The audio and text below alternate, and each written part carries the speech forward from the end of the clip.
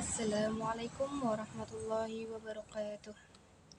Alhamdulillahirabbil alamin wa bihi nasta'in wa ala umuri dunya waddin wassalatu wassalamu ala asrofil anbiya'i wal mursalin sayyidina wa maulana Muhammadin wa ala alihi wa sahbihi ajmain. Amma ba'd. Yang terhormat Ibu Ika Septiana Anggraini, yang saya cintai, teman-teman semuanya D3 Akuntansi semester 3 ini. Saya di sini akan mempresentasikan mengenai siklus pengeluaran, pembelian dan pengeluaran kas. Perkenalkan, nama saya Nur Fitrianingsih, nomor induk mahasiswa 20624010009.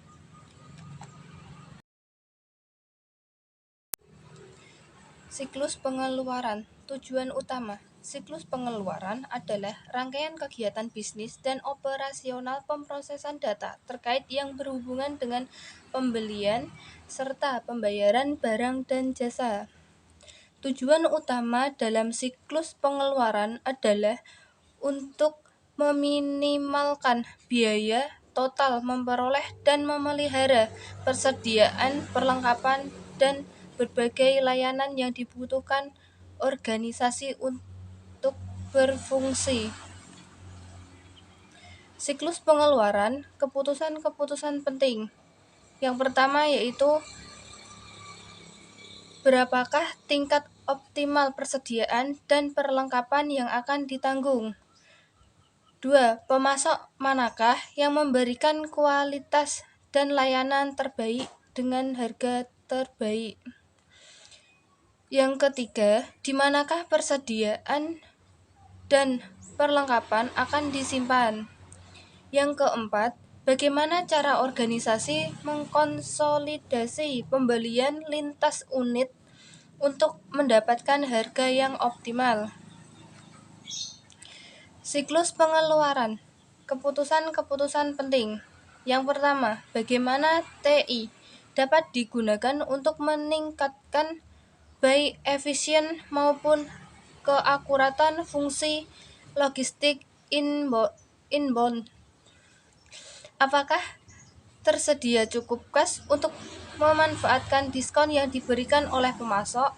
Bagaimana pembayaran ke vendor dapat dikelola untuk memaksimalkan arus kas?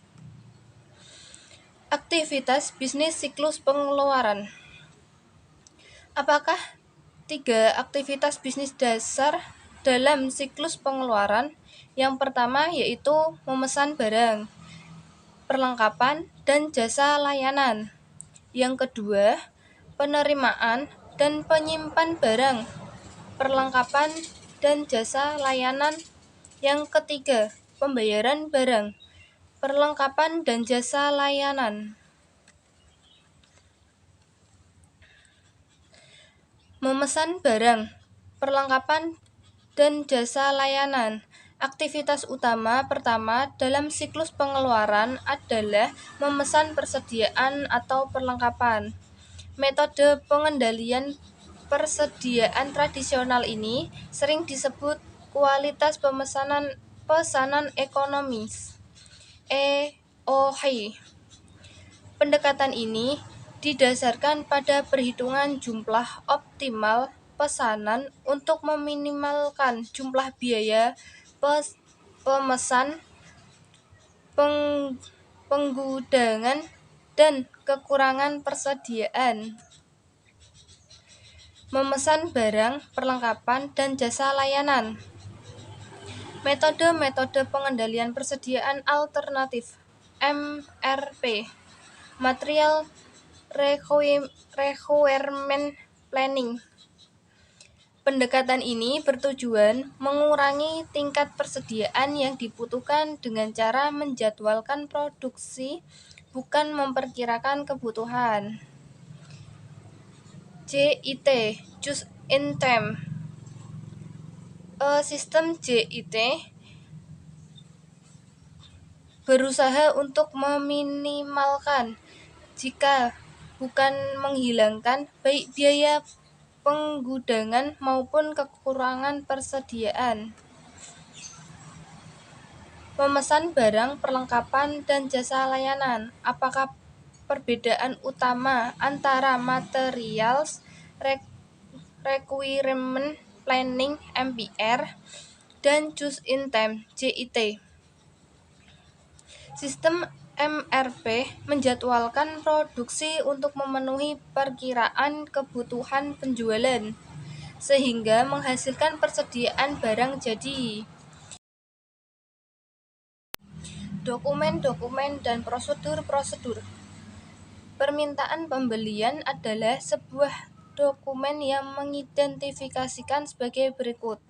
Yang pertama, peminta dan mengidentifikasi nomor barang. 2. Menspesifikasikan lokasi pengiriman dan tanggal dibutuhkan. Yang ketiga, deskripsi jumlah barang dan harga setiap barang yang diminta. Yang keempat, dapat berisi pemasok yang dianjurkan.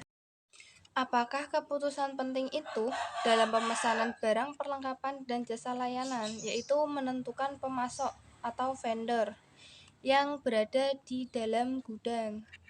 Faktor-faktor apakah yang harus dipertimbangkan dalam membuat keputusan ini? Yang pertama yaitu harga, kualitas bahan baku.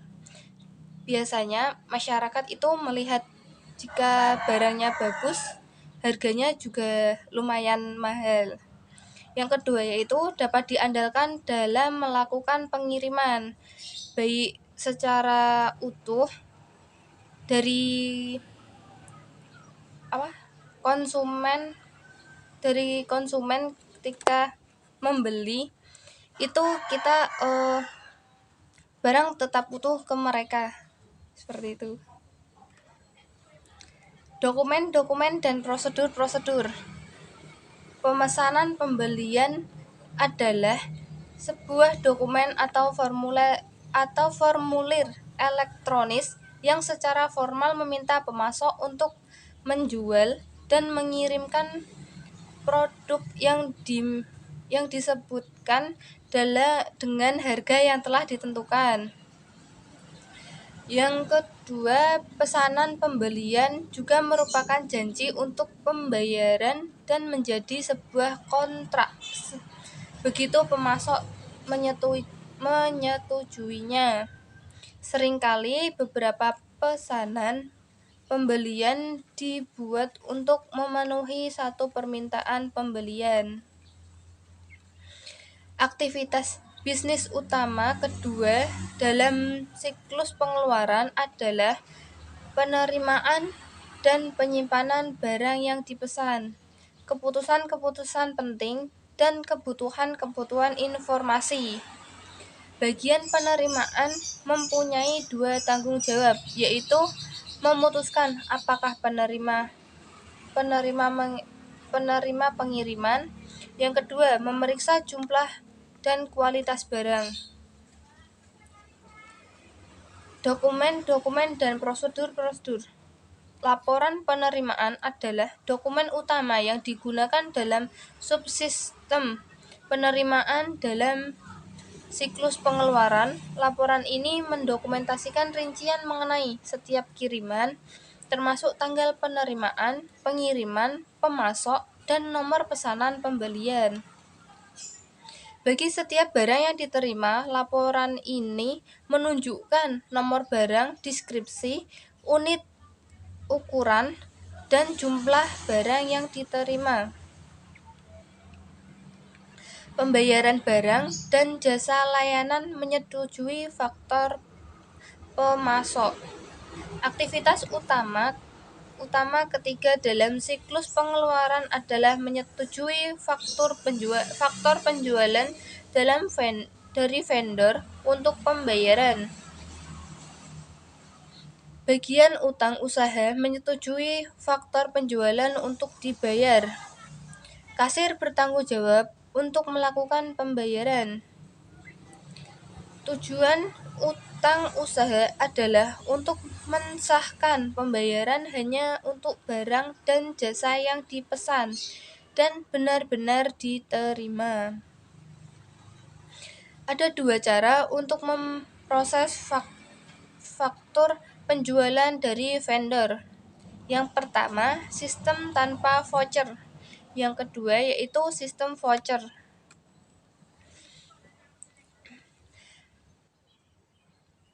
Membayar barang dan jasa layanan, memperbaiki utang usaha, pemrosesan efisien dapat diperbaiki dengan meminta para pemasok untuk memberikan faktur secara elektronis, baik melalui ED atau melalui internet. Penghapusan faktor vendor pemasok. Pendekatan tanpa faktur ini disebut dengan evaluated receipt settlement (ERS). Membayar barang. Membayar faktur penjualan yang telah disetujui. Yang pertama yaitu kasir menyetujui faktur. Yang kedua yaitu gabungan dari faktur vendor dengan dokumen pendukung disebut bundle voucher. Keputusan penting dalam proses pengeluaran kas adalah menetapkan apakah akan memanfaatkan diskon yang ditawarkan untuk pembayaran awal. Kebutuhan informasi. Fungsi ketiga dari CIA adalah menyediakan informasi yang berguna untuk pengambilan keputusan. Kegunaan dalam siklus pengeluaran berarti bahwa CIA harus memberikan informasi operasional yang dibutuhkan untuk melakukan fungsi-fungsi berikut ini. 1. Menetapkan kapan dan seberapa banyak tambahan persediaan yang akan dipesan. Yang kedua, memilih pemasok yang tepat untuk pesanan. Yang ketiga, memverifikasi akurasi faktur dari vendor. Yang keempat, memutuskan apakah diskon pembelian harus dimanfaatkan. Yang kelima, menguasai kebutuhan arus kas untuk membayar kewajiban yang belum diselesaikan. Sebagai tambahan, CIA harus memberikan informasi evaluasi strategis dan kinerja sebagai berikut. Yang pertama, efisiensi dan efektivitas bagian pembelian. Yang kedua, analisis kinerja pemasok seperti pengiriman tepat waktu dan kualitas ketika barang telah sampai. Waktu yang digunakan untuk memindahkan barang dari area penerimaan ke produksi. Persentase diskon pembelian yang dimanfaatkan. Pengendalian tujuan dan ancaman prosedur. Fungsi lain CIA yang dirancang dengan baik adalah untuk memberikan pengendalian yang cukup untuk memastikan bahwa tujuan-tujuan berikut terpenuhi. Transaksi-transaksi diotorisasi dengan tepat. Transaksi-transaksi dicatat dengan valid. Otorisasi transaksi dicatat. Transaksi dicatat secara akurat. Pengendalian tujuan, ancaman, dan prosedur. Yang pertama yaitu aset berupa kas, persediaan, dan data diamankan, yaitu dijaga dari kehilangan ataupun pencurian. Aktivitas bisnis dilakukan secara efisien dan dengan efektif. Pengendalian tujuan, ancaman, dan prosedur. Apakah ancaman-ancaman itu? Yang pertama, mencegah kehabisan atau kelihayan persediaan. Meminta barang yang tidak dibutuhkan. Membeli dengan harga yang dinaikkan. membeli barang berkualitas rendah, membeli dari pemasok yang tidak diotorisasi. Yang terakhir yaitu komisi, clickback, penerima barang yang tidak dipesan, membuat kesalahan dalam menghitung, mencuri persediaan. Jadi biasanya kalau di toko-toko itu ada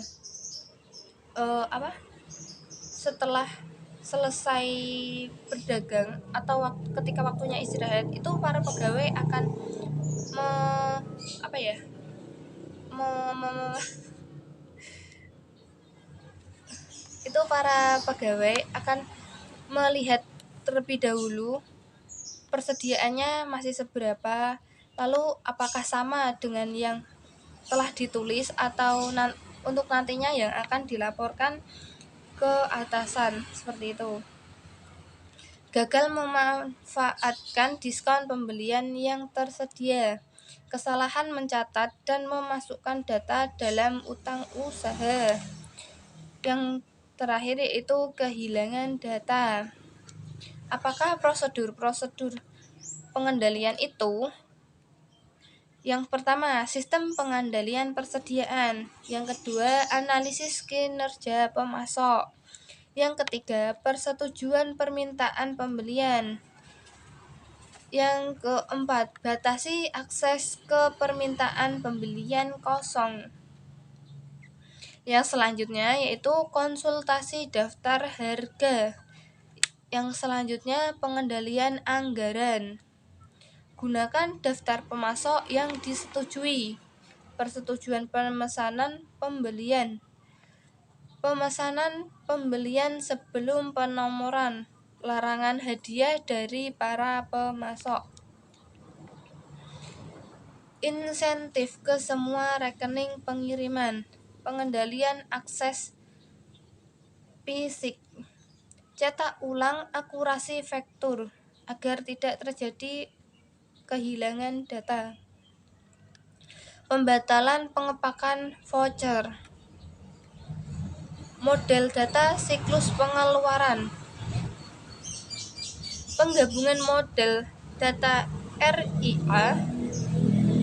Kedua-duanya data transaksi akuntansi tradisional dengan data operasional lainnya. Apakah contoh-contohnya? Yaitu tanggal dan jumlah tiap pembelian itu harus ditulis. Informasi tentang di mana barang yang disimpan. Biasanya pegawai itu dikasih tahu barang A itu berada di sini, barang B berada di sini, dan lain sebagainya. Ukuran kinerja pemasok seperti tanggal pengiriman agar kita mengetahui kapan kadaluarsa barang tersebut. Model data siklus pengeluaran.